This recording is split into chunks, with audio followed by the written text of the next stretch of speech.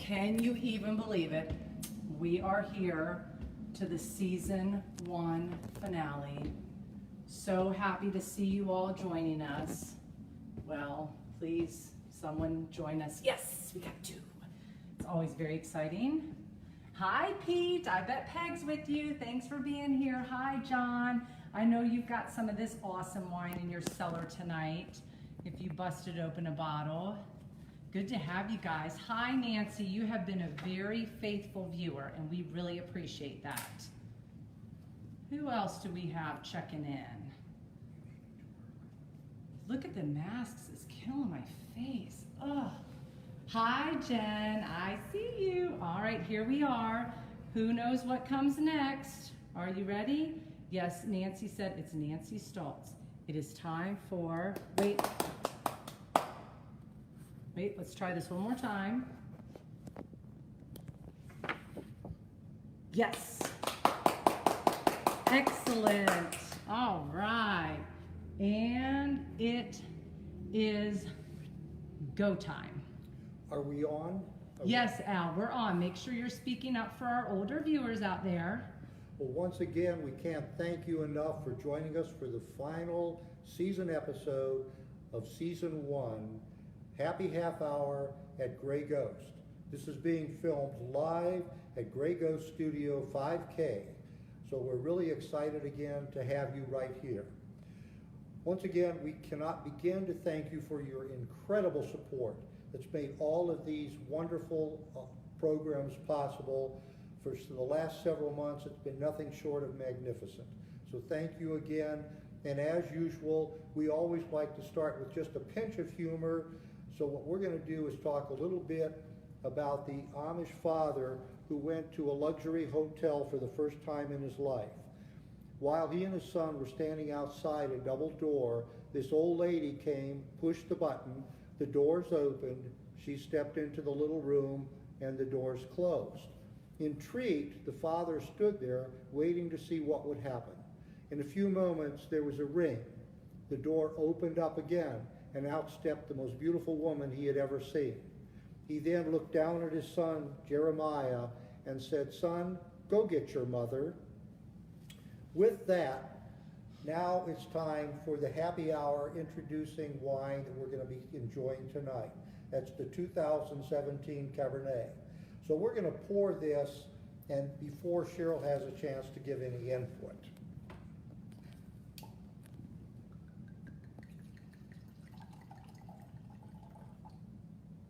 Always remember, 2 glasses, safety first. That's all this program is about. Safety and enjoying the wines. And let's see, another glass suddenly shows up once again.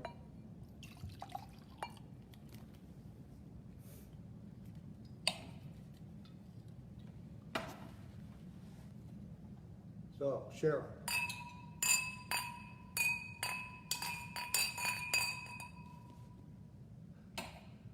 Well, before we sip, as usual, Cheryl's going to give you a little bit of a fill-in about what's happened this week. Well, thank you, Al. I thought you'd never ask. Am I on, Amy? Am I on? Yes, you're on. Well, Saturday, at the close of our program, Al and I polished off that wonderful bottle of Chardonnay, and we watched the rerun of our show. I gotta say, you guys are the best audience ever to put up with us 2 amateurs. Oh, sure. And then, well, Sunday was really, really busy in the tasting room, and it was such a beautiful evening. We had a terrible time clearing the place out at 5. But finally, when everyone was gone, we were able to share a glass of wine with Sheila and Kathy. Well, no, we really didn't share. We each had our own glass of wine. Well, then Monday rolled around. Everybody knows what Monday's all about. Laundry, bookkeeping, collecting and hauling garbage to the landfill. What a day. Now, Tuesday was a special day. We had our summer crew come in for the first time. They got here bright and early at 8 o'clock. The crew this year consists of the Robson sisters, shout out to Murray family, Ellie, Blake, and Jason. And we've never had such hard workers as we have with these 6. Thank you, Chair. at 4 o'clock, when the quitting bell rang, it found Al and I under the old apple tree in the garden sipping on one of our favorite beverages. Then Are you Then, done? then Wednesday. Wednesday came around way too fast, and it was way too HOTT, triple exclamation mark, hot. But we took a number of breaks, we drank a lot of water, and everybody made it to 4 o'clock. Thank you, Cheryl. And then Thursday, it was the same old 8 hours of fun in the vineyard. While the young crew is tying the vines, I'm training the little baby new vines. And when I say tying the vines, that means they're leaving that green tape on the wires that you see when it's dormant. Thank you, Cheryl. And then, well, good old Friday. Friday is Al's spray day. What does that mean? The alarm goes off at 4 a.m. By 4:15 or 4:30, it's butts on the tractor and it stays there till 9 or 10. Then we have a late breakfast. Well, and then the tasting room. It's open from 11 until 5 on Friday. And then we come to Saturday. And of course, you know, that brings us back to here. So Al, could you tell us a little about this lovely wine we're having?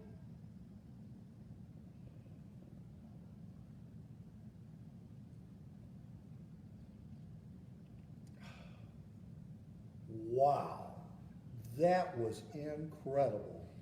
Thank you. I was not anticipating quite this much time, but Cheryl, you were a little less succinct than normal, but thank you so much. You're welcome.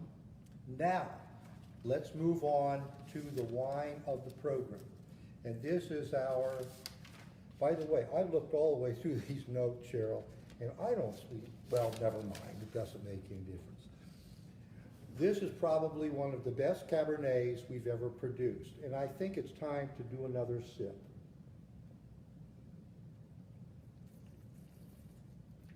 Wow, that's a good wine. This is the 2017 Cabernet, one of the best we've ever produced. We're really excited about it. I'm sure you all read some of Amy's reports on the awards this wine has won. It took a double gold in the San Francisco Chronicle competition, probably the largest competition in the United States, and this wine was up against over 800 other Cabernets from all over the United States, but principally from the West Coast.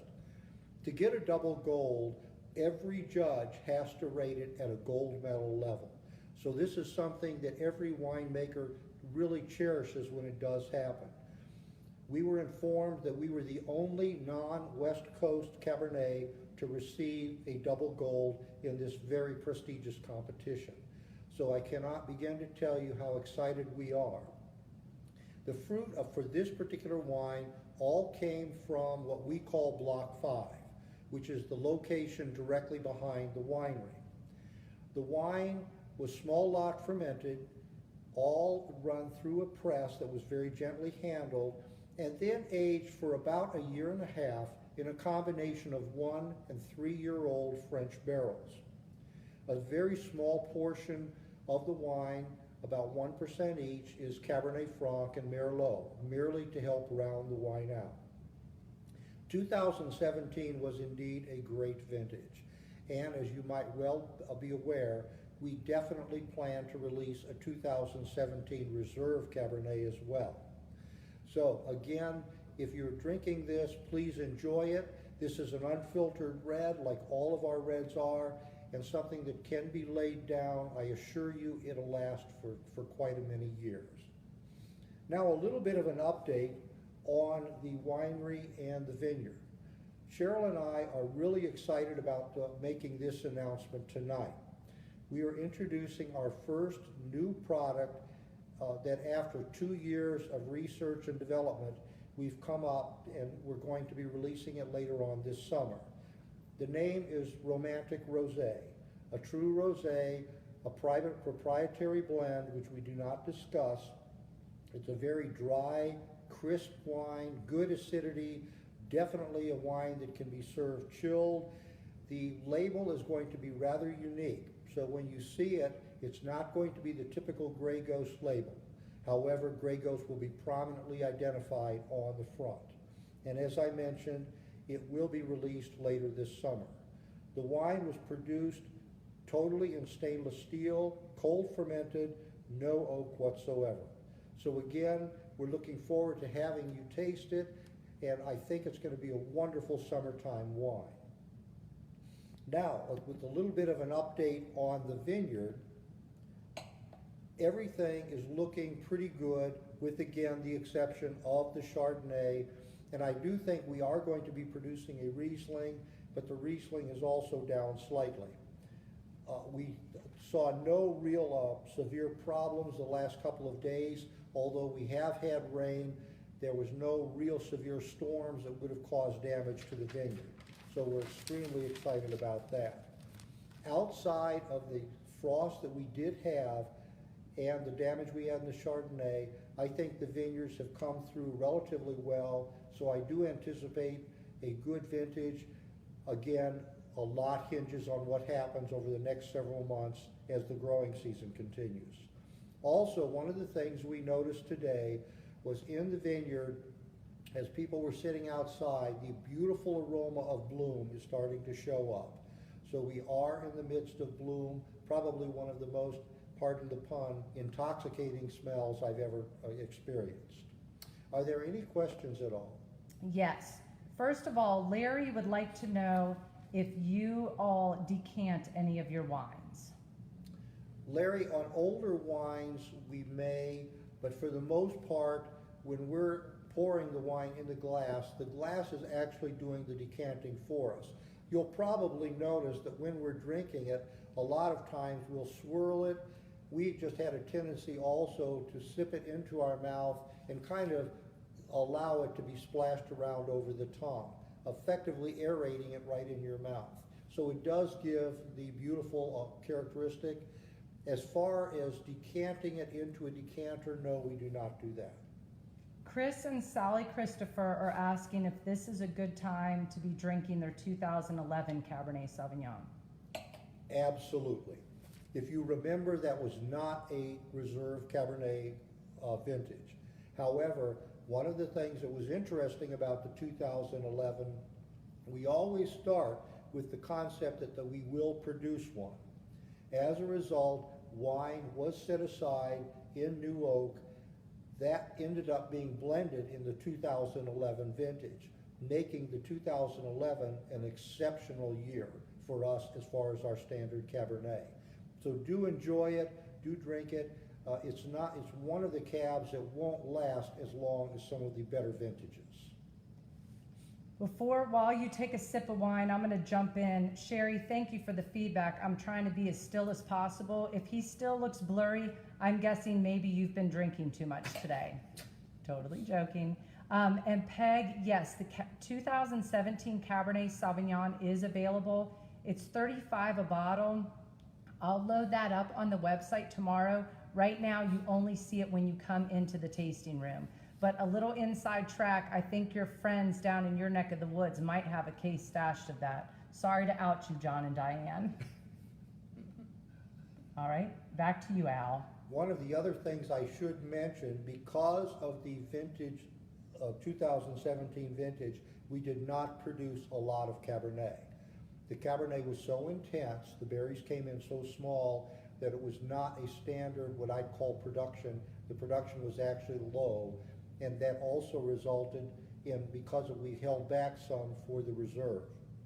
So for those of you who are interested, it's not one that's going to be hanging around a long time. Now we get to the Q&A. And we did have some questions that came in from last week, and let me see if I can just kind of answer them very quickly. PJ, you were asking what was the estimated production of Chardonnay this year and which product will be made. We have gotten this question so many times already this year, and I really appreciate having the chance to talk about it on the air. Right now, we're not really sure which one of the wines will be produced. We're leaning toward the regular Chardonnay, but a lot hinges on how much comes out of the vineyard and the quality. If the quality is exceptional, we will shift it to the reserve Chardonnay rather than the standard. But I can tell you right now, it will not go into Victorian white. We just don't have enough to justify putting it into that particular product. Another question we had was from Dave is how do we control the deer and other wildlife? Cheryl and I eat a disproportionate amount of venison, so that should give you some indication of where some of it goes. However, there's an interesting program that we have to protect our vines, and it was actually submitted to us by a farmer in Rappahannock County about 10 years ago. We were losing about a ton to a ton and a half of fruit off of the Chardonnay and back, and there was no way we could control it. He told us that by taking the 2-inch holed chicken wire and rolling it on the ground, deer would not step through it. So I went down to the co-op and bought the 100-foot rolls, 72 inches wide. We rolled it out around the block, and we didn't lose a cluster. I was actually out watching the deer as they would step on the chicken wire and then back away. So they were 72 inches away from the fruit and would not come through. To some extent, it worked like a cattle guard. So that's what we're now using around the vineyard. So I can't say we've solved the deer problem 100%, but it's done a substantial amount to reduce it. We get one problem under control, and then what happens is we get a second one. That was the bear. Bears don't care what the fences look like. They are going to come in, and that's what we've had a problem with. Bears normally hit the vineyard about the time of harvest. For those of you that were with us last year when we harvested the Cabernet, Cheryl and I normally come down to the winery at about 3 to 3:30 in the morning to set up. By that time, the fencing has already been taken down, so the volunteer pickers won't have to be tangled up in the fencing. After setting up the table, just as a thought, I thought it's probably a good idea to walk out to the block directly behind the winery and spook any deer that may have been in it. So with my floodlight, I walked out only to be about 25 feet away from one of the biggest black bears I've ever seen. I kept the flashlight on the bear and walked him out of the vineyard. When I got done, I came back to Cheryl and I said, "You're not going to believe what I just saw and how stupid I was." Yes, I actually walked the bear out and no gun was in my hand. So it was one of those interesting situations where looking back at it, it was probably a foolish decision. Another problem we have right now have become raccoons. And raccoons will go through the netting, so we're using basically traps, humane traps, to catch them and keep them out of the vineyard. But when you see those little eyes looking at you at the dark, you know you've got a problem. So thank you for the questions. Anything else that has come up? So George McHale is asking what is going to be the funnest grape to pick this year? Right now, I would say the Vidal is definitely going to be one of the easiest to pick and probably one of our biggest crops. The Gewürztraminer is right behind that. The Cabernet is coming very well. It's definitely going to be producing, but I don't think the crop is going to be as dramatic as it has been in the past. Right now, if the weather holds, we're going to be producing some beautiful Cabernets, but again, it'll be more like the 17 where the production won't be quite as high. So we've had a few follow-ups on the Chardonnay.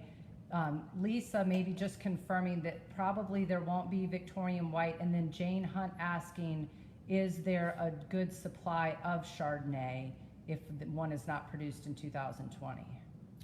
The answer to the first question is yes, there probably will be no Victorian white. The answer to the second question is right now we've got a very good supply of Chardonnay.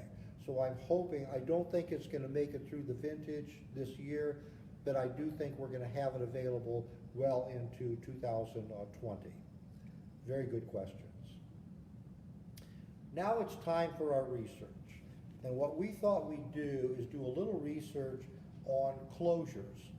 And what I did is brought a small plate of different types of closures so we can actually talk about them and look at what is available on the marketplace.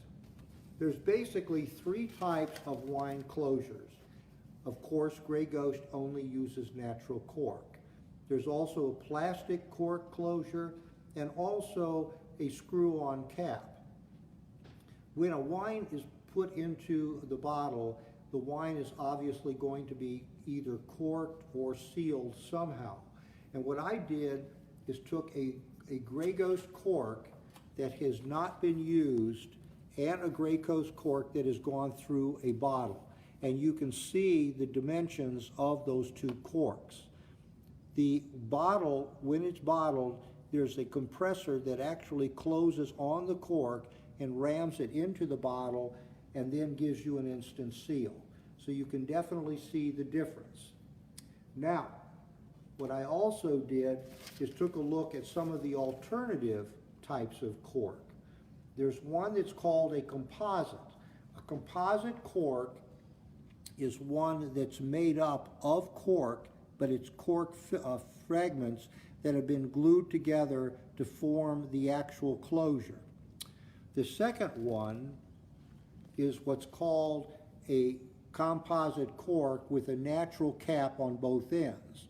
So when you're looking at the bottle, what you actually see is a natural cork.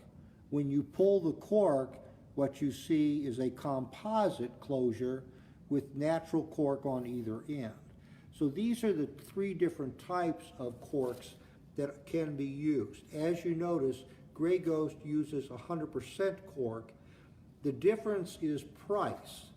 The Grey Ghost cork runs about 53 cents a piece. These composite corks are normally in the 20-cent range. So it gives you some feel for the quality. Now, another thing that's interesting is the size of a cork. If you look at a cork, we use what's called a 1 3/4 inch cork. The longest cork you're going to ever see is a 2-inch cork, and that's the one that's right next to it. Then the shortest cork you're going to see is what's called a 1 1/2 inch closure. So each one varies slightly. The 2-inch cork is by far the most expensive. That cork can range up to 85 cents a piece. A lot of the really high quality Bordeaux wines coming out of France, you will find a 2-inch cork. The smaller cork also comes as a natural cork. This particular one is a composite. Now we've looked at the corks. Now let's look at the alternatives. One is a synthetic cork, and this started coming out about 20 years ago. Synthetic corks vary in the types that you're going to see. Some of them can be very colorful. The original ones, which this is one of the original one, actually looks like a rubber filament or plastic filament on the end. Some of them have become so sophisticated that they actually look like a natural cork.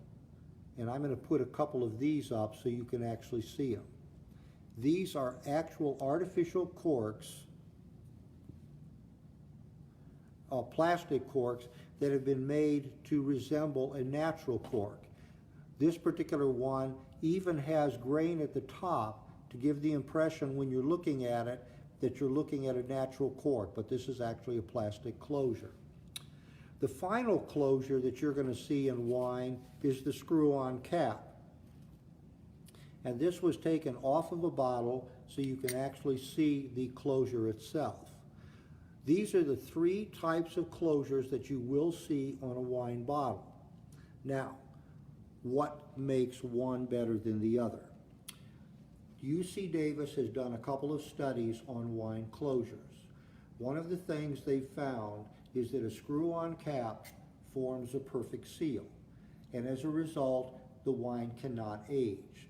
A screw-on cap is normally for a wine that's designed to be drunk young. Most of your Sauvignon Blancs, if not all of them, coming out of New Zealand will have screw-on caps. Those wines are designed to be consumed within about a year to a year and a half of the vintage date. The plastic cork actually allows air into the bottle 14 times faster than a natural cork, thus resulting in rapid oxidation. The problem with these two closures, the first one is if air is trapped in the head of the bottle, it can react with the wine, causing a surface yeast or surface film, and thus the wine spoils. Recommendation, drink it young. As a winemaker, I am encouraged to increase my sulfites, as sulfites work as an antioxidant. Artificial corks, since air is entering the bottle so quickly, these wines are also designed to be drunk young. So the result is if they're not consumed within about a year to 2 years of the vintage date, chances are they will oxidize and turn into more of a, what I'd call a raisiny character for a white and a little browning for the red. The natural cork is the only closure that allows for what's called microoxygenation. That's the very slow transfer of atmospheric air in and out of the bottle, thus allowing the wine to age. As a result, a wine that has a natural cork does have a tendency to improve with age. Now, the downside of a natural cork is twofold. One is its cost, and the other is it has to be kept wet. That's why, for those of you that are familiar with our library, all of the wines in the library are laying on their side in order to keep the cork wet so that the seal is not broken and we don't lose our wine. The difference in cost, it's basically an economic issue for the winery. A screw-on cap will cost the winery anywhere from 3 to 5 cents a piece. Plastic corks can range anywhere from about a dime to up to about 20 cents, but normally right around 10 cents a piece. Natural cork, the one we're using, runs us 53 cents a piece. And as Cheryl and I have often said, and Amy has also emphasized this, when you're producing a quality product, why would you cheap out on the closure? Now I see I may have a question coming. Oh goodness, okay, I got a couple. First from Lisa, what does it mean when a cork cracks? Hang on, let me get back. When a cork cracks when you're opening and the wine was on its side. Chances are, a lot of times, a screw going into the wine has not gone far enough in. And the seal was so tight that when the cork was pulled, the cork actually broke. You have to keep in mind that a natural cork is nothing more than the bark of a tree. And there will be natural flaws in that bark. So when the cork is pulled, every once in a while, it will sever in the middle. Chris Murray is asking, do the foil tops interfere with atmospheric air passing in and out of the bottle?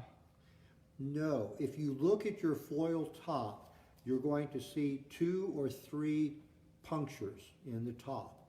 This allows air to flow through the plastic or the cork cover. We use what's called both a tin capsule and also a PVC one, but each of those punctures allow air to flow through the cork. And the last thing is, I had Peg and Claire both reference glass cork. Do you have any comments to make on glass cork? The best I understand on glass cork is it works like a actual screw-on cap. It's a perfect seal. The cork, glass will not breathe. So therefore, when a bottle is corked with a glass seal, it's actually sealed permanently until it's opened. Now, we have a couple of other announcements that we have to make as we're coming close to the end of this program. And by the way, I cannot believe that 10 weeks are already up. We still have a limited supply of the beautiful 8x10 color photos of Cheryl and I in Grey Ghost Studio 7F.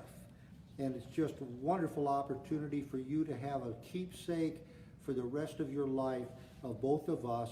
It comes to you free with the purchase of 4 bottles or more. I have to tell you that whatever is left over is going to be gifts to the relatives and our grandchildren. and our grandchildren already know that this Christmas gift will be in lieu of toys. So they're all hoping desperately that we sell out of these pictures. Also, now that we're coming to the completion of season 1, we're already anticipating season 2. And I'm going to talk a little bit about some of the thoughts we have in a minute. As you know, as we announced last week, we are going to be putting on a live studio audience program, part of season 2. And we want you to know that if you're interested, we would hope you would get in touch with us via the information you're about to see on your screen. If you would prefer to give us a call, do that as well. We want you to know that following the program, after the happy half-hour segment, we will be hosting a reception for all of those who attend. So we hope you're interested and would enjoy being a part of it. Well, I've got a question. Go ahead. Yes, and I'm going to interrupt since we've had this come in. 2 different people are asking about recorking after opening a bottle of wine. When, first place, a cork will deteriorate over time. Normally, the estimated life expectancy of a cork in a bottle that's been well kept is about 25 years. A lot of library wines can be recorked. However, if they are recorked, it has to be recorked with a neutral gas in the bottle. And normally that gas is argon, because argon can be compressed when the cork goes in and will not damage the old wine. So yes, it can be recorked. If you're planning to recork it on your own with the idea of consuming it, that's not a problem, but like I've mentioned in the past, do refrigerate it. It will give a little more life expectancy to that wine. Well, let me close with a piece of humor. Then we're going to talk a little bit about next season, and then I'll sign off.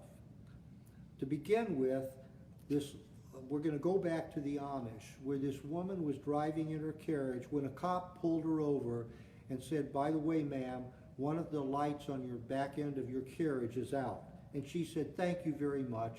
I'll definitely talk to my husband about it." He also said, "I couldn't help but notice that the reins are tied around your horse's testicles.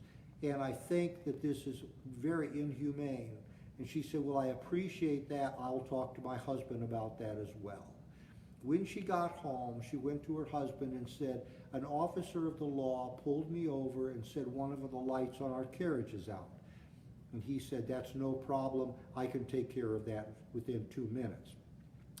And then she said, "Oh, and by the way, he was saying something about the emergency brakes." Well, again, we can't thank you enough for joining us.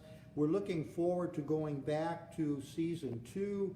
And when we do, these are some of the items that we're going to be featuring on our research. One is how to taste wine and maximize the enjoyment of that wine. Another was we're going to talk about the structure of a vine and what exactly we're doing when we train a vine.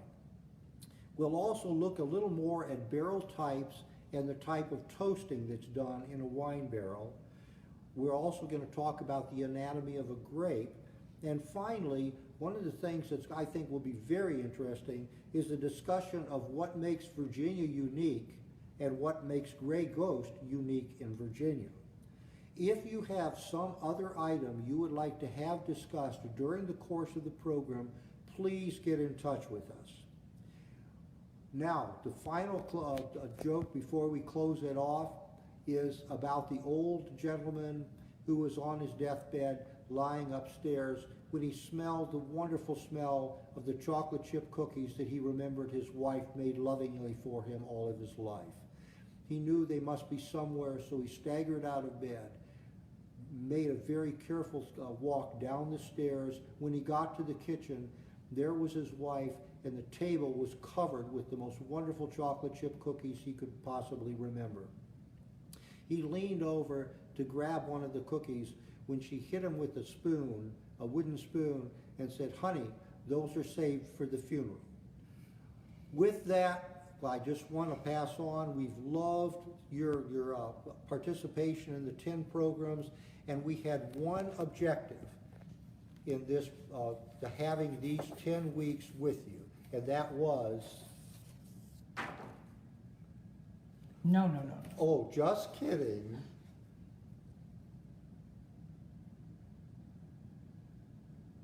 Coming to you from the Grey Ghost Studios, Cheryl and I thank you for all of your support, being with us during the last 10 weeks. Be safe, be healthy, and look forward to seeing you in the future.